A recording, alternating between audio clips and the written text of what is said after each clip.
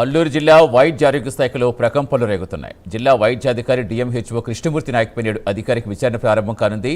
DMHO అక్రమాల అవినీతిపై prime 9 news వరుస కథనాలతో ప్రభుత్వం స్పందించింది. ఈరోజు విశాఖపట్నంలో ఆర్జేడీ కార్యాలయంలో ఈ విచారణ జరగనుంది.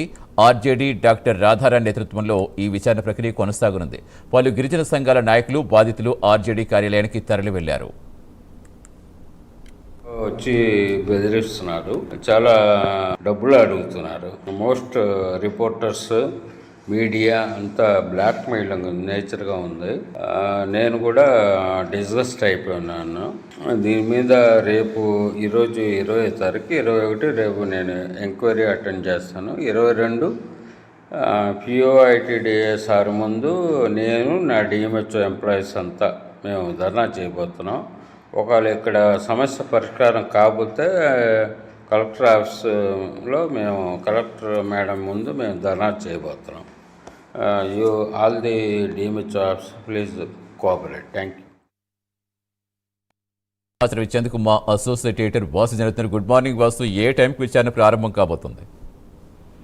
సతీష్, ఇప్పటికే మరి కాసేపట్లో విచారణ ప్రారంభం అవుతుంది. డిఎంహెచ్ఓ కార్యాలయం వద్ద ఉన్న ఆర్జేడీ కార్యాలయం వద్దకి ఇప్పటికీ అల్లూరు జిల్లా నుంచి మొత్తం కూడా వారందరూ కూడా బయలుదేరడం జరిగింది.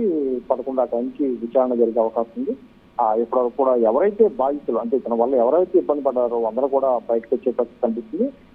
వరుస ప్రైమ్ 9 కథనాలతో మాత్రం ఇంకా చాలా మంది దీని వల్ల ఇబ్బంది పడిన వాళ్ళు అందరూ కూడా విచారణకు వచ్చే అవకాశం ఉంది. అలాగే గిరిజన సంఘాలు అవ్వచ్చు, ఒక వైద్యురాలతో ఏ విధంగా మాట్లాడారో మనం ఆడియో కూడా ప్లే చేయడం జరిగింది. వీళ్ళందరూ కూడా ఎవరైతే క్లియర్ చేశారో అందరూ కూడా వచ్చే అవకాశం. ఇప్పటికే ప్రభుత్వం స్పందించింది. ఇవాళ రేపు కూడా డిఎంహెచ్కు సంబంధించినటువంటి మొత్తం కూడా ఎటువంటి అవకతవకలు ఉన్నాయి, ఎవరు ఇబ్బంది పడ్డారు అన్ని కూడా విచారణకు సిద్ధం చేయడం జరిగింది. అందులో భాగంగానే 11 గంటలకల్లా మొత్తం డిఎంహెచ్ఓ కార్యాలయం ఆర్జేడీ కార్యాలయం వద్ద చేరుకోమని చెప్పడం జరిగింది. అల్లూరు జిల్లా నుంచి అందరూ కూడా చేరుకుంటున్నారు. చూసిన రాత్రి కూడా అతను కలిసి ఏ విధంగా ఏ పరిస్థితిలో మాట్లాడారు, ఎలా మాట్లాడారు కూడా అది కూడా రాష్ట్ర వ్యాప్తంగా కూడా చర్చనీయాంశంగా మారింది. అది కూడా మనం ప్లే చేయడం జరిగింది. ప్రస్తుతానికి అయితే 3 నుంచి ప్రైమ్ 9 ఇచ్చిన కథనాల పట్ల ఎవరైతే ఇతని వల్ల ఇబ్బంది పడ్డారో వాళ్ళందరూ కూడా కృతజ్ఞతలు తెలియజేస్తున్నారు. ప్రభుత్వం ఇప్పటికైనా స్పందించింది. తాము అనేక సార్లు వినతిపత్రాలు అందించినప్పుడు కూడా ఎవరు పట్టించుకోలేదు.